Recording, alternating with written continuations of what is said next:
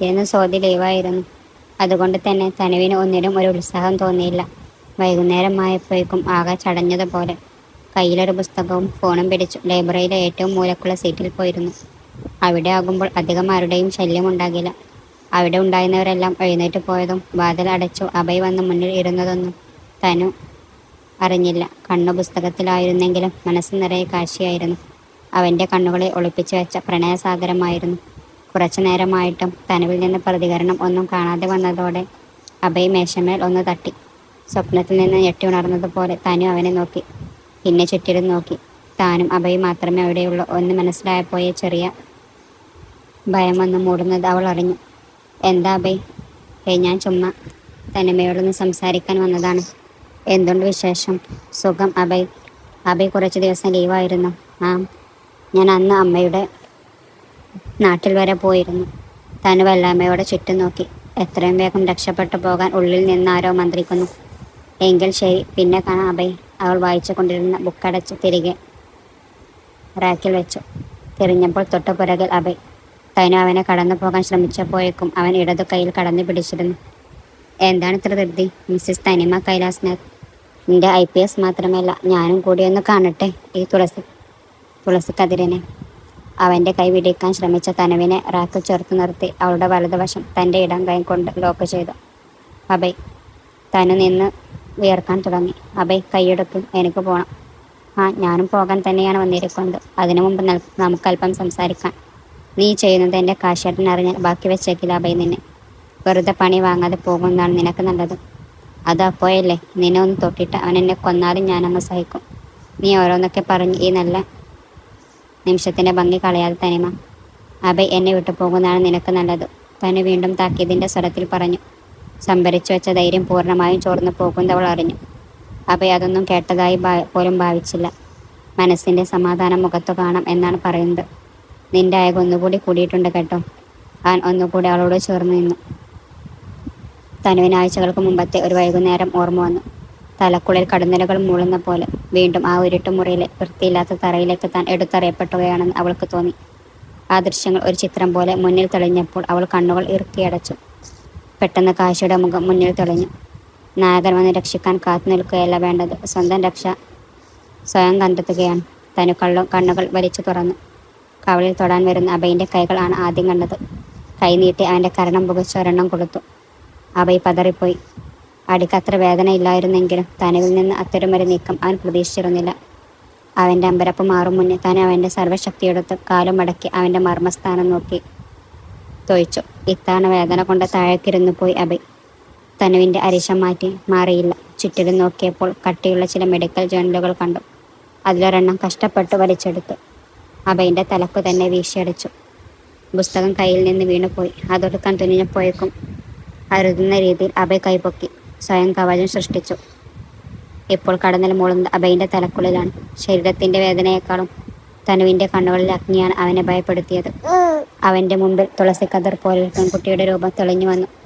ആദ്യം കണ്ടപ്പോൾ മനസ്സിൽ പതിഞ്ഞ വലിയ കണ്ണുകൾ ഇഷ്ടമറിയിച്ചപ്പോൾ താല്പര്യമില്ലെന്ന് മുഖത്ത് നോക്കി പറഞ്ഞവൾ. അന്നല്ലാതെ ഒരിക്കൽ പോലും തൻ്റെ മുഖത്തവൾ നോക്കിയതായി ഓർമ്മയില്ല. പ്രതികാരണം എന്നവണ്ണം പരസ്യമായും രഹസ്യമായുള്ള തൻ്റെ വഷള നോട്ടങ്ങൾക്കും പരിഹാസങ്ങൾക്കും കണ്ണീര് കൊണ്ട് മറുപടി പറഞ്ഞവൾ.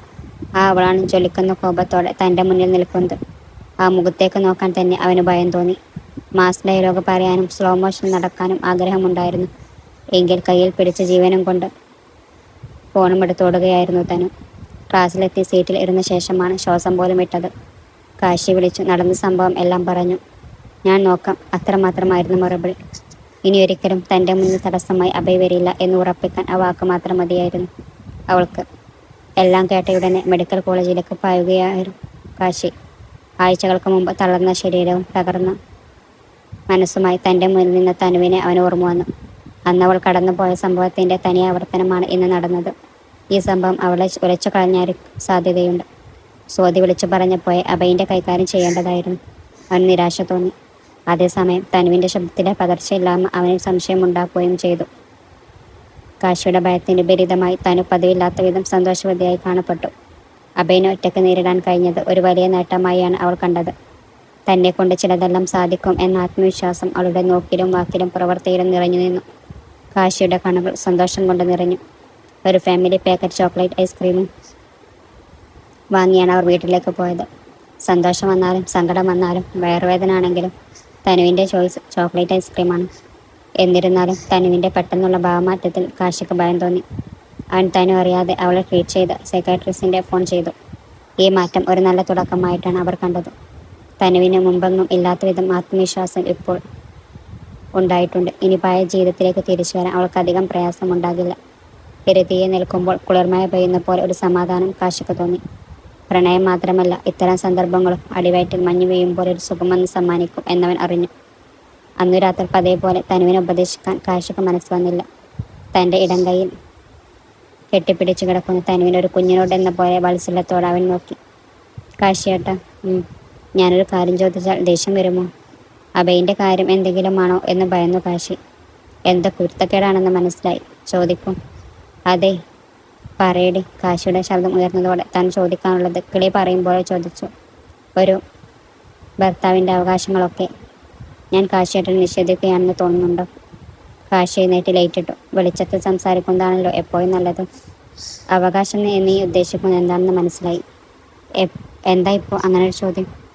തനവും എഴുന്നേറ്റിരുന്നു. ഒന്നുമില്ല, നമ്മുടെ കല്യാണം കഴിഞ്ഞ് ഒരു മാസം കഴിഞ്ഞല്ലോ. ഞാനിപ്പോഴും കാശിയേട്ടന് നല്ല ഭാര്യ ആയിട്ടില്ല എന്നും എനിക്ക് തന്നെ മനസ്സിലാകുന്നുണ്ട്. അതുകൊണ്ട് ചോദിച്ചത്. ആര് പറഞ്ഞു നീ നല്ല ഭാര്യയല്ലെന്ന്? എൻ്റെ ജീവിതം തന്നെ ഇപ്പോൾ നീ മാത്രമാണ് തനു. അത്രത്തോളം നീ എന്നിൽ നിറഞ്ഞു കഴിഞ്ഞു. ഞാൻ ആഗ്രഹിച്ചതിനും കൂടുതൽ സ്നേഹം കൊണ്ട് നീ എന്നെ തോൽപ്പിക്കുകയാണ് ഓരോ ദിവസവും. എല്ലാം മറന്ന് പുതിയൊരു ജീവിതം തുടങ്ങാൻ നീ ആത്മാർത്ഥമായി ശ്രമിക്കുന്നുണ്ട്. അതും എനിക്കറിയാം. ഇത്രയും സപ്പോർട്ട് ചെയ്യുകയും സ്നേഹിക്കുകയും ചെയ്യുന്നൊരു ഭാര്യയെ കിട്ടിയ ഞാനല്ലേ സത്യത്തിൽ ഭാഗ്യവാൻ. കാശി തനുവിൻ്റെ താടിയിൽ പിടിച്ച് കൊഞ്ചിച്ചുകൊണ്ട് പറഞ്ഞു. കാണെ കാണെ തനുവിൻ്റെ കണ്ണുകൾ നിറഞ്ഞു വന്നു. അപ്പോൾ ഒട്ടും സങ്കടമില്ല എന്നാണോ? അവൾ കുഞ്ഞിൻ്റെ നിഷ്കളങ്കതയോടെ ചോദിച്ചു. എന്ന് പറയാൻ പറ്റില്ല. ഞാനൊരു സന്യാസിയൊന്നുമല്ലല്ലോ. എനിക്കും ആഗ്രഹമുണ്ട്. പക്ഷേ ദാമ്പത്യം പൂർണ്ണമാകുന്നത് രണ്ടുപേരും പരസ്പരം പൂർണ്ണ മനസ്സോടെ സമർപ്പിക്കുമ്പോഴാണ്. എനിക്കുറപ്പുണ്ട് നിനക്കതിന് കഴിയുമെന്ന്. ആ നിമിഷത്തിന് വേണ്ടിയുള്ള കാത്തിരിപ്പിലാണ് ഇപ്പോഴും. പിന്നെ വെറുതെ ഇരിക്കുകയല്ലോ, നമുക്ക് നഷ്ടപ്പെട്ട പ്രണയകാലം ആസ്വദിക്കുകയാണല്ലേ നമ്മൾ. തനു അവിശ്വസനീയതോടെ അവനെ നോക്കി. അവളുടെ കണ്ണുകളിലും പ്രണയം അലയടിച്ചു തുടങ്ങി. നീ ഒരുപാടൊന്നും കാത്തിരിക്കേണ്ടി വരില്ല എന്ന എൻ്റെ മനസ്സ് പറയുന്നത്. എന്ത്? ഒന്നുമില്ല. അവൾ കയ്യെത്തിച്ചു ലൈറ്റ് ഓഫ് ചെയ്തു. കാശി കാര്യം മനസ്സിലാക്കി വന്നപ്പോഴേക്കും അവൻ്റെ നെഞ്ചിൽ മുഖം പോയിട്ട് ഉറക്കം അഭിനയിച്ചു കിടന്നു കഴിഞ്ഞിരുന്നു തനു. സോദി രാവിലെ ക്ലാസ്സിൽ വന്നപ്പോൾ എന്തോ ആലോചന മുഴുകിയിരിക്കാൻ തനുവിനെയാണ് കണ്ടത്. എന്താണ് എൻ്റെ തനുവിൽ ചിന്താഭാരം? അവൾ തൊട്ടടുത്ത സീറ്റിൽ ഇരുന്നു കൊണ്ട് തിരക്കി. ഹേയ്, ഒന്നുമില്ല. ഞാൻ വെറുതെ ഒന്നുമല്ല. എന്തോ ഉണ്ട്. കാര്യം പറയ പെണ്ണെ.